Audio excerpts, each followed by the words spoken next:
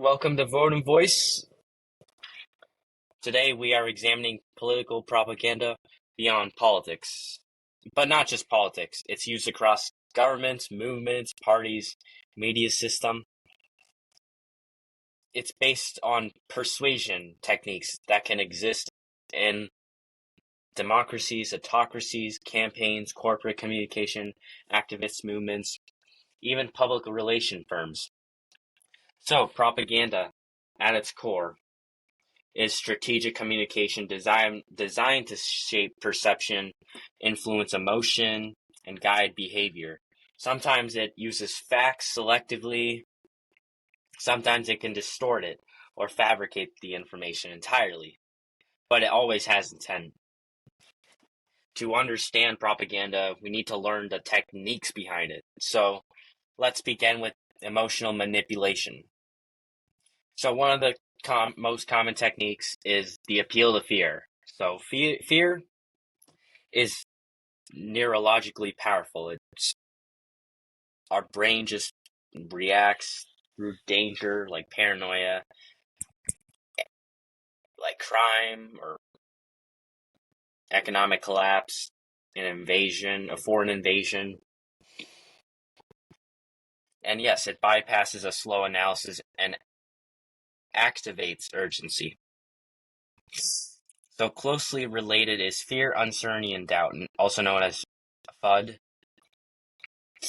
As rather than making a clear accusation, the message plants anxiety. Like, are we safe? Can we trust them? The ambiguity is intentional. So, appeal to emotion more broadly includes anger, pride, resentment, nostalgia, or moral outrage. Emotional messaging spreads faster than analytical content, particularly in digital environments. Another technique is glittering generality. Vague, positive phrases like freedom, security, justice, or progress. These words carry ideological weight but lack precise definition. They function as ideographs, symbolic terms that trigger automatic agreement without detailed explanation. So yes, buzzwords and slogans can operate similarly.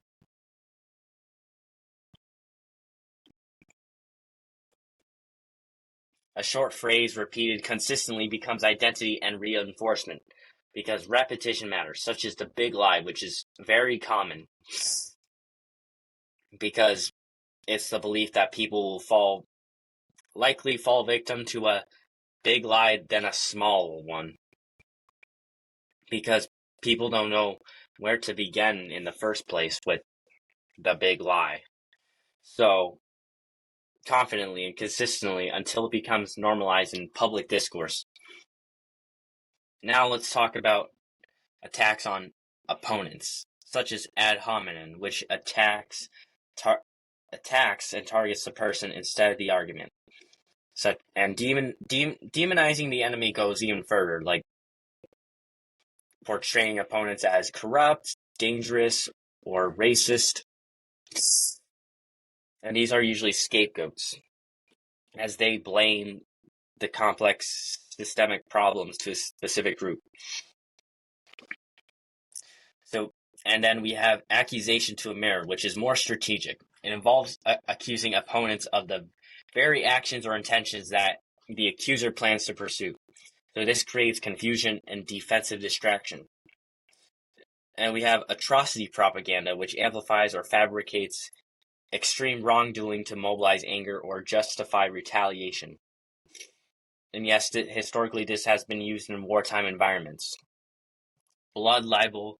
Now we have blood libel, which refers to false inflammatory accusations against a group designed to incite hatred, while historically specific, the broader pattern persists in modern conspiratorial rhetoric. Next, let's examine distortion and selective information. So, with cherry picking, it really involves presenting only one favorable evidence. And then we have half-truths that mix accurate data with misleading context, as it is pretty common.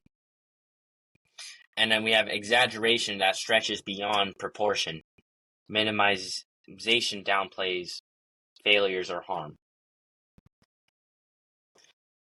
And then the false balance presents two sides as equally valid when evidence overwhelmingly supports one side. So it's all one-sided. And you have false dilemmas that reduce complex policy landscapes into two rigid options. Whataboutism deflects criticism by shifting attention to another issue. Instead of addressing claim, the response becomes, what about them?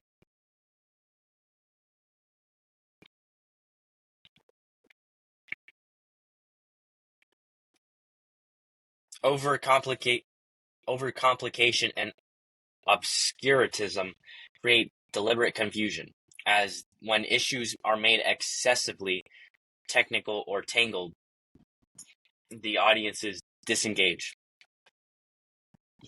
But oversimplification does the opposite, as compressing complex realities into simplistic narratives.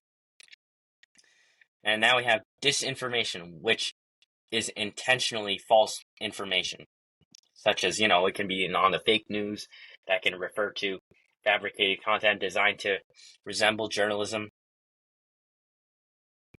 Now we have the colors of propaganda, which include like black propaganda, which disguises its true source, and white propaganda only openly declares its source but presents selective information. And then now we have doublespeak and weasel words, which use vague or misleading language to soften or obscure meaning. Newspeak, a term popularized in literature, describes language engineered to restrict thought. Now we move to social and psychological influence. Now we have the bandwagon effect that suggests that everyone else is doing it, so it encourages people to do the same thing because of it. And then there's the rally round the flag effect, which increases support for leadership during crises, especially external threats. And then we have plain folks messaging portrays leaders as ordinary and relatable. And then the cult of personality elevates leaders beyond policy, building loyalty and identity and charisma. Next, there's flag waving, which equates political support with patriotism. And then emotive conjugation reframes actions depending on the perspective. It could be either we defend or they attack. So, managing the news involves shaping timing, framing, and visibility of information, and then censorship suppresses the opposing views. Spin frames events to minimize damage. So yes, public relations is not inherently deceptive, but it operates strategically to influence perception. Now we can consider the warfare in digital evolution. Psychological warfare targets moral and perception rather than territory, as the propaganda of the deed uses dramatic actions to send symbolic political messages. Then next is computational propaganda, which leverages bots, algorithms, and automated amplification. Fire hose of falsehood floods the information environment with a rapid, repetitive messaging, making correction difficult. Cartographic propaganda uses maps to influence perception of territory, threat, or power. Monumental propaganda uses architecture, statues, and symbols to signal ideological dominance. Historical negotiationism revises or denies documented history to reshape identity narratives, as lawfare uses legal systems strategically to weaken opponents or signal legitimacy. The new generation warfare blends cyber tactics, media manipulation, and psychological operations. Indoctrination involves sustained exposure to a single ideological framework, particularly in education or state-controlled media. So, whatever it is, this means that the words just carefully are chosen to imply judgment. Yes, in propaganda, we can definitely see the patterns, and it works because it can work because human cognition relies on shortcuts. We respond to identity, emotion, repetition, authority, and social belonging. These techniques certainly exploit those tendencies. Importantly, propaganda is not exclusive to one ideology, one country, or one party system. It exists wherever there is competition or influence. So the key takeaway from this is when encountering political messaging, ask structured questions. What emotion is being triggered? What information is missing? What benefits from this framing? Or is complexity being reduced or distorted? Propaganda thrives when audiences consume passively. It weakens when audiences analyze actively. In an era of digital acceleration, understanding these techniques is not optional. It is a civic skill. And that is where informed analysis begins.